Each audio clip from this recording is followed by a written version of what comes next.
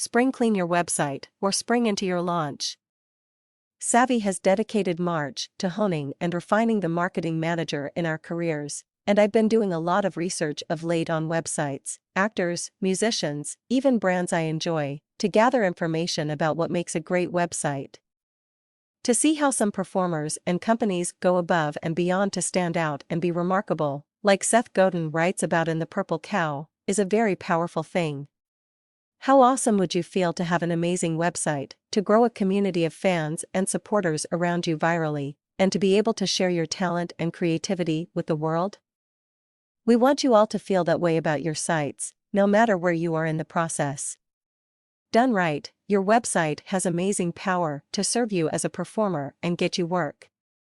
Done not so right, you might be doing yourself a disservice without even realizing it. The good news is, we can learn from our mistakes, and the mistakes of others, and use that information to be the best we can with what we have.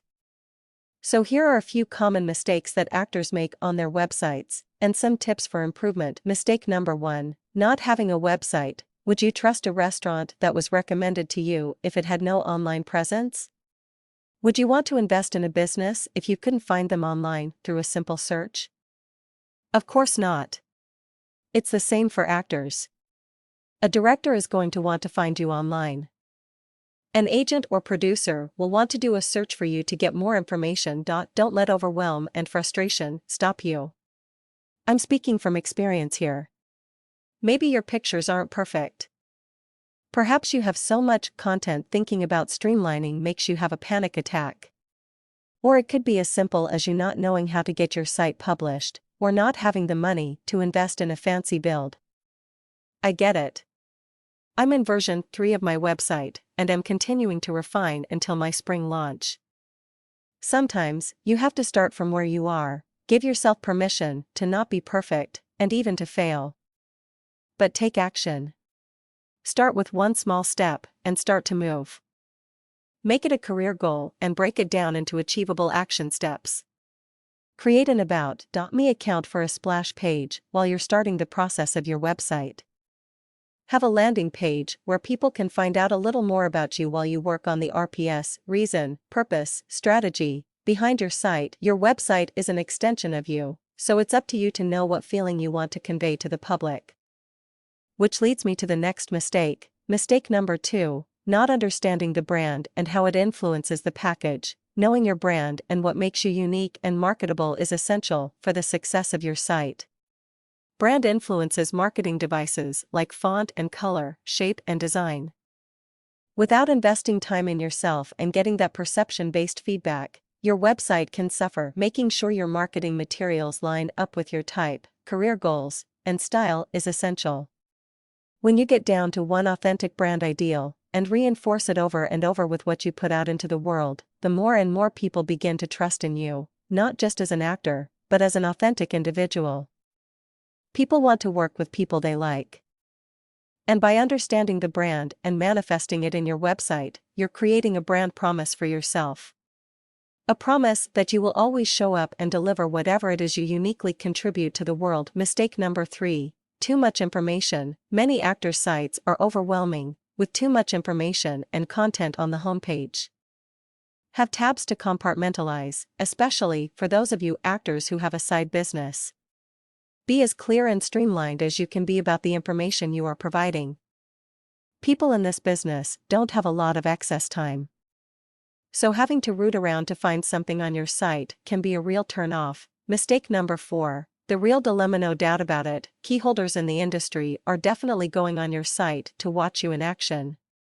Or hear you, for you musicians and musical theater performers. So it is essential that you lead with the best quality clips and recordings you have. And keep it short and sweet. Your reel should be 2 to 1/2 minutes max. A lot of casting directors are more interested in clips instead of a traditional demo reel. This can be a great place to start for those of you who don't have a ton of content right now. Also, your material should showcase you, not the famous actor you played opposite. Many actors think by showing the famous person they worked with makes them more appealing, but you must keep it about you. Have a lot of content? Great. Pick your top 3. Use them to showcase and highlight the different components of your brand. Don't have a lot of content? Great. Create a goal for yourself to get some. Strategize on how to generate your own work. Again, start with where you are and what you have, and simply know where it is you're going. Mistake number 5, blah blah bio again. The website is an extension of you, yes. And it is a sales tool. So showcase the part of you that taps into your passion. And not only your passion as a performer, but your passions in life as well. Passion is always sexy, and encourages an energetic exchange. I've seen a lot of actor bios read like a laundry list of where they're from and what they've done. So spend some time crafting your bio. Make it sound like you. Decide if you want to talk in first or third person. There are no rules except that you make it authentic to you. Think outside the box and share with the world all of the amazing things that make you tick. Mistake number 6, not having your links to Twitter, Facebook, and LinkedIn. Much as many of us like to fight it, we live in the information age. And industry folks are using these sites. Not to mention, they are an excellent tool for you to share your successes, keep in contact with fans and friends, and share your humanity. And best of all, they're free. For those of you who have some resistance to using these social marketing tools, try reframing your thoughts about them. Instead of repeating all of your negative reasons why you hate FB and loathe Twitter, why not start with a simple what if? Ask yourself, what if I could use FB and Twitter to share myself authentically with the world, connect with people I admire and love, and as a free promo tool to get me work? I hear success stories every week about folks getting gigs and gaining insight through the FB and Twitter worlds.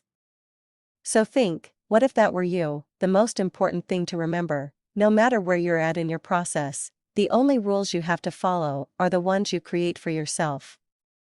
As long as you begin to be aware of who you are in this life, and where you fit in this industry, you're in a great spot.